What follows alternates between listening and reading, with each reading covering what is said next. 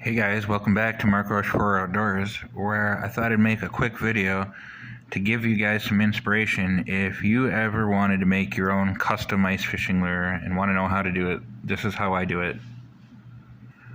Okay, the first thing you're going to need is to make yourself some hard clay prototypes. I made this one, or you can find them. This was a decoration to something, and I just thought it looks pretty cool. It's got a lot of scales already carved into it and bulging eye, and it's got a little bit of a curve to it. So I'm going with these two for my brass master. So when you cast this in brass, you'll then end up with a brass master. Here's two brass masters, Slim Tim and the Rotten Yellow Banana. So I thought I'd try two new designs.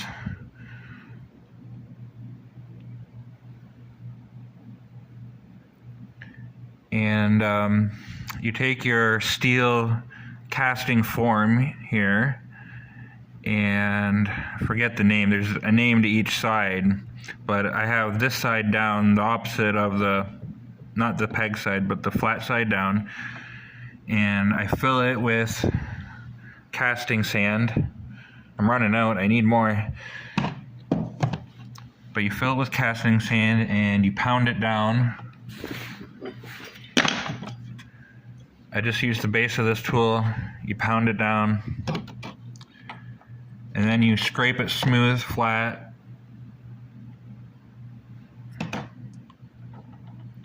Then you press in your lure, and you want to get it halfway to the best of your ability. This one is a little difficult because it's got a curve on it, so it won't be perfect, but you want to try to get it halfway. So half is on either side. And then you sprinkle baby powder on it, and you take a brush and brush it off. You don't want clumps, you just want a dusting. And then you take, if you can look really close, those two steel wire forms that go from one side to the other. I've got a wire forming tool to do that, but you know, it's not easy. You got to get the right length.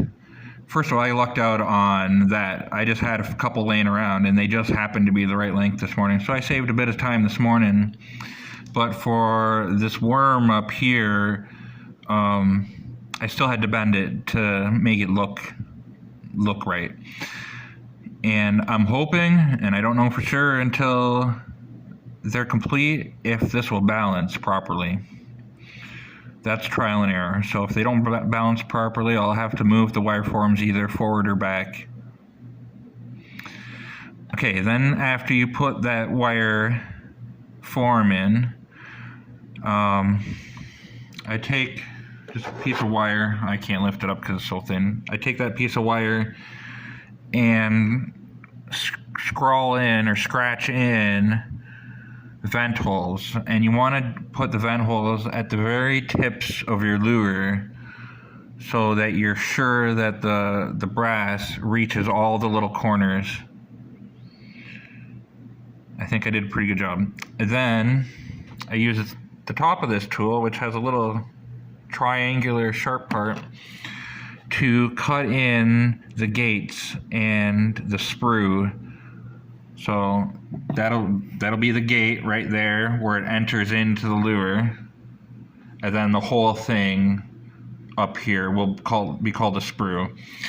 And you want to balance it to have it just right. So you want to have it open enough where the brass flows into it enough so it fills up your whole lure. You don't want a half-formed lure. You want it to fill in, but you also want it not too large that you have too much sanding afterwards, or it deforms the lure, or you want to be able to snip it off with pliers afterwards.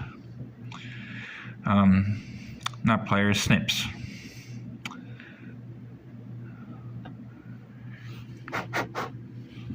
You want to blow off any, I see another piece here, you want to blow off any dust. You don't want it in the lure, or pieces of sand.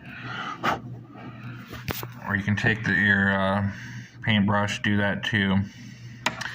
Because now I'm about ready to flip them over and clamp it. So I'll flip them over, put them between the two pieces of wood and clamp it, and then it's ready for casting. Pretty sure I'm just looking it over, seeing if I've missed anything. No. It looks fairly good, the impressions, like 99%. I'm happy with it. So it should result in a good pour if the gates are open enough. So let's clamp it together, and I'll make another video firing up the Devil Forge and pouring the brass. Don't forget to like and subscribe if you like this kind of content. Share as well. Mark Rochefort Outdoors. Custom ice fishing lures. Okay, let's load up the 1 pound crucible with brass. Here's a sprue from the last pour, so we can reuse that, and brass that melted into water. So let's see how this is going to fit in there. It doesn't really fit in all that great. So what I might do is put the small pieces in at the bottom.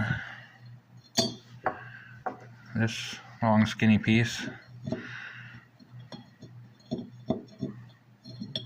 Something like that. And what I'll do is I'll let that one melt down, and then I'll stick that one in. Okay, let's light up the Devil Forge. Don't forget to share, like, and subscribe. Mark Rochefort Outdoors if you like this kind of lure building content for ice fishing especially. Okay, let's light up the Devil Forge. My trusty Devil Forge. It's the smallest one they make. I'm going to light the paper here. I'm going to turn on the gas, and it should get going. So first, let's do that. By the way, free propane from scrapping all summer. Yeah. For my scrapper friends out there.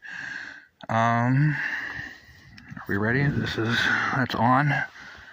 So I can adjust the gas with this thing by opening it up.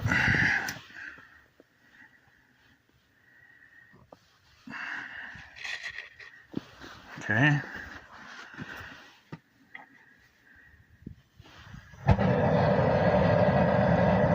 That easy.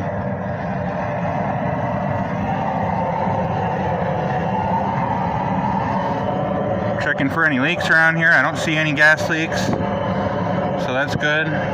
Just gonna start it off slow, but when I get it up, I'm gonna get it up just past that 0.1 line, maybe like 0.12. That's kind of been my experience. So here we go. Let's close that. We'll get it heated up, melting. Add a bit more oxygen. More oxygen. Give it a bit more gas. I don't want to start it off too high and crack the concrete that lines the inside of there. Okay, I'm going to check in with you while I get all set for the pour. We got a problem, guys. My crucible cracked. Alright, well, I'll have to pull that out, and I got one more crucible to try again.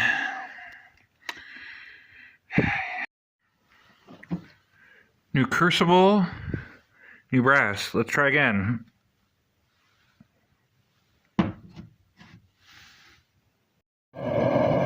Okay guys, I'm ready to pour. Let's go. Mold's there. Devil Forge is ready. The brass is melted. I'm gonna set you guys on this chair right here.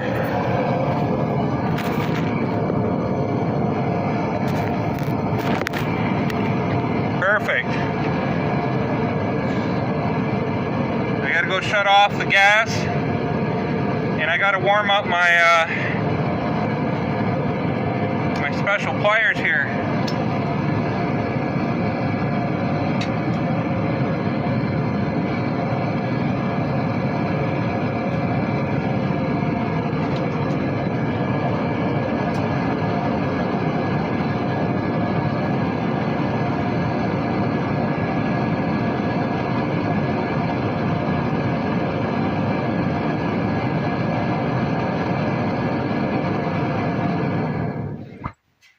Okay guys, I don't have long to pour here.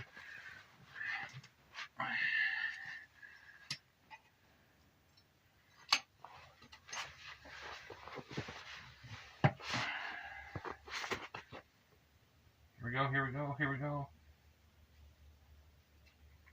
Ooh, I think that's a nice pour, guys. That's about perfect.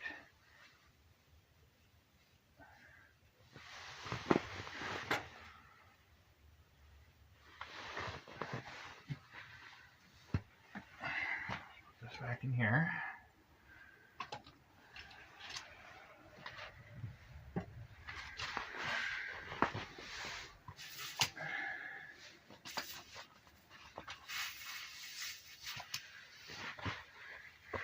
Take my gloves off now if I'm not going to touch anything hot. Now normally in the summertime this would light up on fire. But I don't quite have that problem here in the winter. But I can put some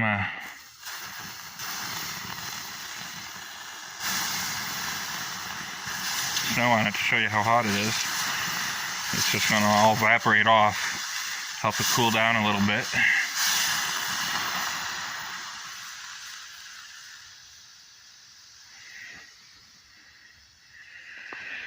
And this will be hot for a long time here. I might get a second run in today. I didn't anticipate the problems of the first crucible cracking and getting a hole in it. But we shall see if I pull that apart and it looks nice and I still have daylight here. I might do a second run. Okay, I will check in with you when I pull apart the mold and we'll see how it looks rough right out the mold. So here it is, immediately pulling it out of the mold, or cracking the mold open. I haven't pulled it out yet. So far it looks really nice, but I gotta clean it up. I gotta scrape that black burnt stuff off my sand so I can reuse my sand. You know, every time I cast I lose a little bit of sand, but it's time for me to get new sand cast materials and a new steel mold here. That way I can do 2 at a time. Alright, like and subscribe if you like this content. I'll check in when it's cleaned up.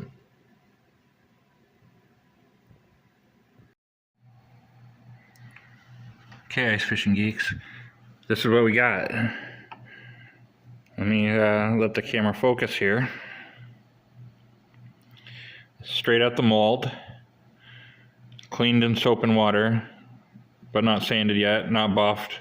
That'll be the next step, is to light sanding and light buffing, just to get all the bit of roughness off there.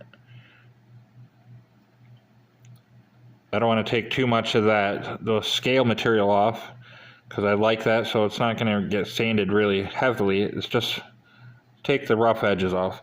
It's getting painted anyways. They're both getting powder painted. So the next step will be to cut the lures off the sprue there and there. And I'll recycle the sprue on the next pour. And we'll talk about painting them. What colors would you guys paint these? Drop your favorite colors down in the comments below.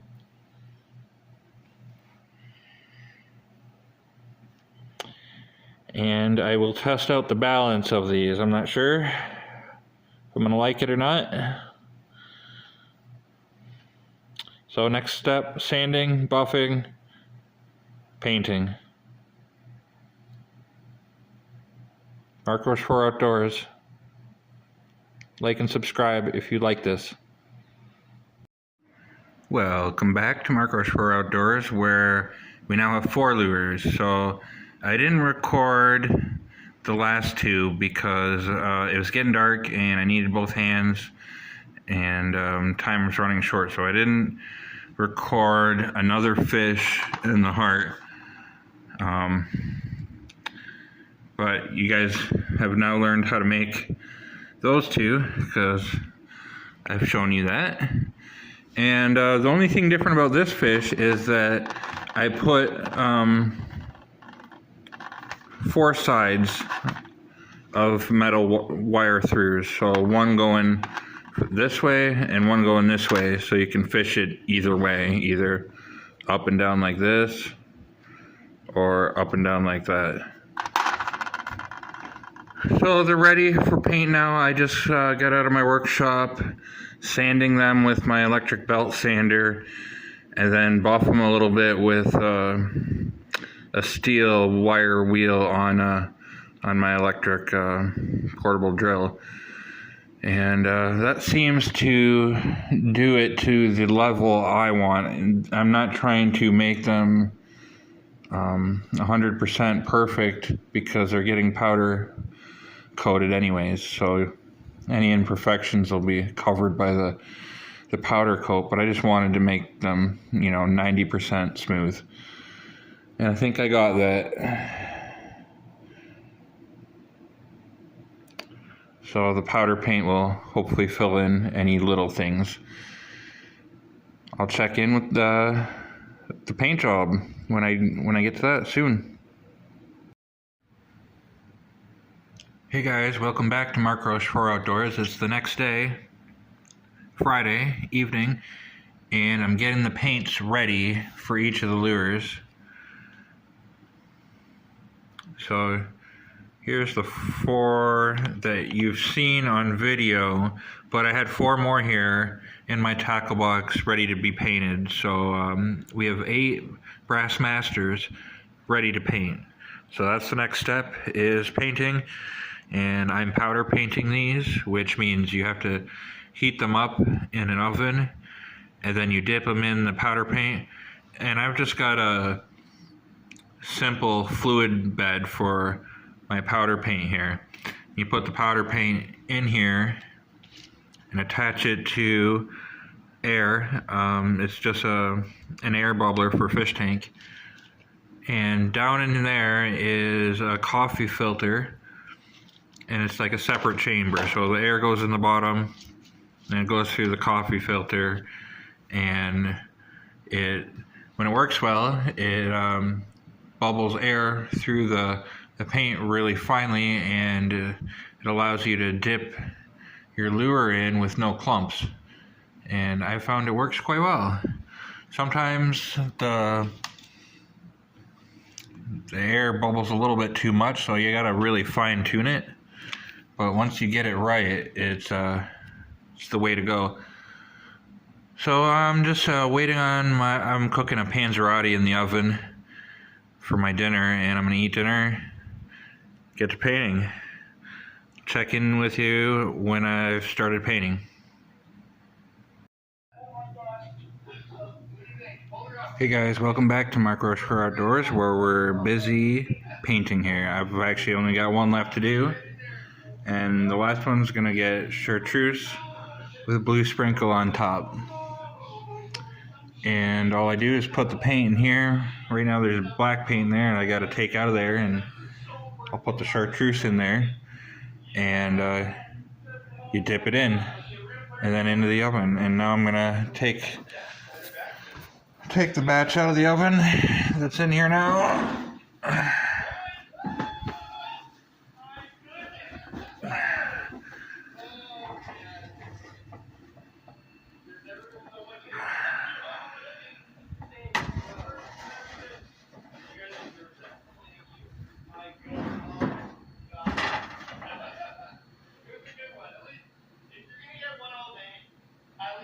So I gotta let them cool.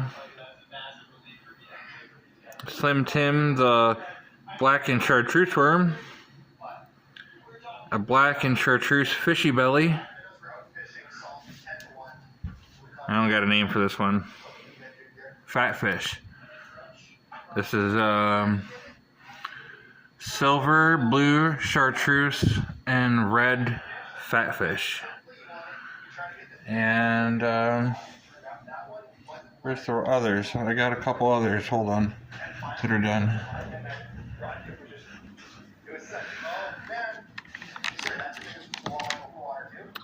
Another worm. Longworm. This will be longworm. And another fishy belly. And root beer float. And the rotten yellow banana. But this is a rotten silver banana with some black and chartreuse sprinkle on there, if I can get the camera to focus. There we go. And for my girlfriend. She wants to fish before the end of the season.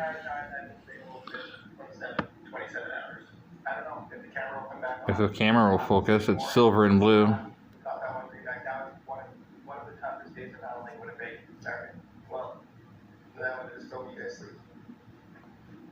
Silver and blue. I think she'll like it. Anyways, guys, those are lures I'm making. I'll check in when I'm finished. Hey family, welcome back to Mark Roach for Outdoors, where this concludes the video on how to make your own custom ice fishing lures, sand casting, and melting brass with a devil forge.